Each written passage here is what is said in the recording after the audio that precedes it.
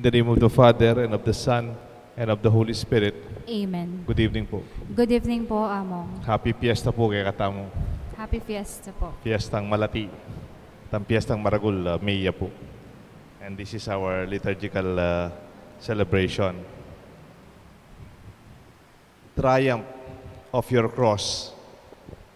Ali po, Triumph of the Cross. Yan po yung title tayo, The Exaltation of the Cross. Pero ginaman, gewake pong kekang cross. Ing tagumpe, ning kekang cross. Because the cross of Christ already triumphed. Migtagumpe na po yung krus ng Kristo. Panalangin ko, yung kekatang krus, yung kekang krus, yung kanakong krus, magtagumpe yan naman. Miyaliwang paralan, yung intindihan takeng krus. Misan po, dintangi Pope Francis Ketty, 2015, January. Mintaya po UST. At king UST, mintaya po to listen to the youth of UST, yung grupo karin po rin kaya na kanilang harapan. Dapat atin yung message karin kaya na kanan. Iya the prepared speech. Kaya mo po, bayo po itang speech, migsalita la parang anak. Bala mo po, karon kay po, karon na dialogue. O nang ito pong meto ngayon, one of the sharers, ang lagyo na po, Giselle Iris Palomar. Yan tang magkwento ya po, kaya po pala magtindayang bulaklak and dalan. Street children niya pong street child, magtindaya po, magtindayang plastic, magtindayang bulaklak, manintunan niya po kendalan. Uling edya po yung supportan din pamilya na. At kanita pong mangutang niya, sabi na po kay Pope, nga na, before the Pope, why do God allow children to suffer? At paborin nga po ginong magkasakit larang anak. Kasi po yan magkasakit siya eh. Biro mo kayo nakana pa. Magpalimus, ay, magkaya po, mag-obray kendalan eh. Para po atin lang panakitan at kabiyayan. Kay ba't po linelene po Francis itang speech na, pong homily. May sabi la po personal. At may nangis siya naman ni Pope Francis kay anak. E naman po pekibatan na talagang makanya nanala. He did not explain. He just embraced the young girl, Giselle. Kinyak yan naman yung Pope. Mesira po itang karelang program. At sabihan na mo pong Pope, the eyes washed by tears can see clearly. Deng matang mewas keng luwa, manakit lang malino. Tutuya po ini. Deng pong manangis keng panalangin da. Deng pong tatangisan do rin kaluguran da. Deng tatangisan da ingkarelang sakripisyo king biye, maging malino in karelang paintungol. Baluda bakit? Atin lang misyon. Atin lang paintungulan. Kikiyakatamo pong parokya. Bukod kikiyakatamong krus i Kristo, banala krus. Nung akakit siya po kaya ng banda kong wanan, ing mahining birhen. Nung lalo niya po, makamaturing niya naman. Because this is not just an accident, alam na po. Because during the crucifixion, Maria, ang poisan one, ilareng menatiling makatalakad kesiping na ng krus. And Mary was standing by the foot of the cross. Kaya po may bunsul. Kaya menangis siya, kinyak siya, keng bitisa ng krus ning anak ng kaluguran. Tutupoy ni, potang malugod ka, tatangisan mo rin kaya kang kaluguran. Do you remember the tears of a woman? Magpasalamat ya. They are tears of prayer, of thanksgiving. Nan po yung gawa na, she was bringing a very expensive alabaster oil. Dinenanong laro, the bitis ng Kristo. He anointed the oil, the feet of Jesus. And then, she washed them with her tears. Winas ne bitis Jesus keng kayang luwa at kiskusan ne keng kayang buwak. ita pong luang ita, luaning panalangin ng kapasalamatan kaya maging kasalanan. Agaga na kaya po'y Haring David, hari ya po yan. Siyempre, nung hari ka, masikan ka, masyas ka, matibe ka, batapang ka, maupaya ka. Pero atin niya pong metong anak, Haring David, kontrapelo ya po, inglagyo na Absalom. I Absalom, bukod keng masyas siya buntok, he became a rebel against his father. Biro mo, anak na ning hari, iya mismo buri na magkudetaya. Buri na yung labanan ni tatang na. Buri na yan ng luklok, mabiyay pa'y David. Pero penabili ng David, ede panasakitan, beware, none of you will touch the young. Panasakitan ng anak ko, nga da. Pero penagalde po rin, soldiers. Pero kanitang may kalabanan po kaya Ephraim, apatede po yung anak ng Haring David. Ing kaluguran ng anak, ang giyang masya siya buntok, ang giyang rebeldiya, kaluguran eh. Niyan nga balita ng Mete ay Absalom, may nangis siya, ikaring David. Nga na, Absalom, Absalom, Absalom manako, mapanangya kong Mete, aliwa muhi ka. Ikit siya po yung are, masikan niya, mayupaya, makaposisyon, dapat ing puso na at yung anak ng ang giyampang masya siya buntok, kaya masya siya buntok, rebelde ang anak, kaluguran ang anak na. Itamo po at intang panalangin, at intang sariling panalangin ng kahit tatangisan tamo. Neng kahit ting lumapit ka na ako, papangadide, mamong, ining asawa ko, masakit siya, pagipangadiye po. Dieta pong meto nga mag-anniversary wedding Kenny. Man siguro may muay kwento ko. Engineer Minyong, nepo, po pa po'y Lenet Nukum, mag-wedding anniversary la po ngayon. Pero nung yan po magkamali, around 2 years ago, ini pong lalaki na kong asawa, ni Mr. Nukum, Minyong, may hospital ya po kayong heart center. Halos may bug na yung ma-stroke, may atake. Pero,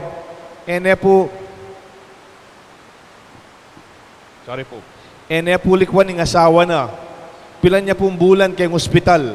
Manangis na yung manangis, Ilanet. Gugulwano nga hanggang pisabyan, papangadine yung asawa na. Kayong cellphone, kayong Facebook, talaga pong gugulwan, talaga pong she was really, akit po, she's doing everything. Itang literal expression na we will bala mo po itang parastamo king banway kaya katang panalangin. We will lalo ita pong talaga bang impanalangin na matinding sakripisyo, manangis, mitmong lugod. May katapilan niya po, may opera puso yung asawa na. Hanggang yan mesikan niya po at migbalik niya kayang obra. Mag-wedding anniversary la po ngayon. Akakit po, siguro nung enya mo pekilaban ng asawa na, siguro po then doktor may give up na la. Ala na pwede nga da. Pero the wife, she was crying in prayer. Talaga pong, she was storming heaven with her prayers. Pati pureng pari, papangadyan na kayo nga ng pureng kaluguran na. Para po miligtas siya yung asawa na. Ikayo po, nino po rin panangisan nyo, panalangin. Nano po itangke kayong malalam, makapagnasan. Itangke kayong krus king biye. Sabi ko na po kanita, yung krus, isipan tamo, yung krus, tandaan na ng kasakitan. Tandaan na ng sakripisyo, po sakit. Pero kayong totoo, yung krus, kayong mas malalam, maparalan, tandaan na ng lugod ng Diyos. Kaya katangan. Anyapin po nung ikatikang krus king biye mo, buri na sabihan, malugod ka. Lenya po Kenny, nga na, for God did not send His Son into the world to condemn the world, but that the world might be saved through Him. Ulingin kayang anak, mintaya keti hanggang meteya, uling buri na katang ligtas, king kayang lugod. Wa meteya, Wa mik sakripisyo ya mi pa ko ya keng krus. Sana iti yung tanda na naman ng biyeta mo. Ang yang anak ng Kristo, anak ng Diyos, si Kristo, may nangis siya. Kapila niya po may nangis si Kristo. Misan mo po yata kayong balo ko. Kanitang mete Lazaro. When his friend Lazarus died, Jesus wept. Eya mo po kinyak, he wept. May nangis siya. Eya kinyak, kaya po pareho ito. Yung kinyak, medyo kinyak kang bagya. May nangis, malalam niya pong taguleleng masakit at mabayat. Nyapit kayong kapampangan, ane po kasanting kapampangan. Po at ang babasan kayong ebanghelyo nga ito. Ekbalo na ang gamitan ko kasi nga na kayong English, Jesus wept. And then, deta pong may nakit, the Jews who saw him said, see, he is a true friend of Lazarus. He is a true friend of Lazarus. Pero nung kapampanganan may po ito, adwaya, burisab yan, depende kang pronunciation mo. O lawen may nangis siya, uling talagang kaluguran ni Lazaro. He's a true friend of Lazarus. Pero pwede kaya pong palitan na pronunciation nito, manaliwaya, at magiging mas malalam. Ikit niya, may nangis siya, uling talagang kaluguran ni Lazaro. That our relationship is not only friendship, it is only based on real love. It may not be romantic, but it is real love, a love of a friend. Anya, pinati po sinabing theologian nga na, it is, sabi na, the tears of Jesus brought life to Lazarus. Ing tangis ng Jesus, yang mimye bayong biye kang Lazaro. Makanyan mo naman kaya katamo, di ba? Anti mo itang kukwento, retang miyasawang nukom, minyong ang poy linet. Isa daw, ang poy sexy ata kaya. Pero, nung lalo nila po, itang tangis na, yang memye bayong biye, kaya asawa na. Eya sinuko, eya tiniplad, eya minurong. Kanina po mamasa akong article about palliative care. Balya po yung palliative care. Burin sabihan ng palliative care, potang atinang masakit, mamamatene, ang giyang nanan menguluan, ene mipaldan, ene bumawi, ene makalakad, ene makatalakad.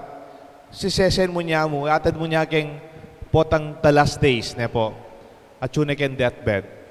Nga na, top 100 countries for palliative care. Pilang laret ang bansa, 100 lang ano. Lawin ko na mo ng number 1, Kaya ba't binasa ka? Siguro siya kayo ng Pilipinas ako. Palliative care, nung mga nanutalang si Sesen, di kaya katang matuwa, lalo na rin ang masakit na. Baloy po, anak kalungkot. Linawe kaya top 10, siguro wala na yung mga top 10. Top 20, may kalup kaya ti Pilipinas, in Japan, apoy Singapore. Number 1 yata yung Norway, kaya bating Great Britain, kaya bating France. O talay pa yung Pilipinas ako. Linawe ako na linawe. May lungkot ko, numbers 96 yung Pilipinas, out of 100 countries, palliative care, pamagasikaso ta ka rin masakit na matwa.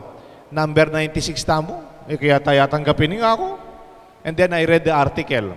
It was written, I think, by a British researcher.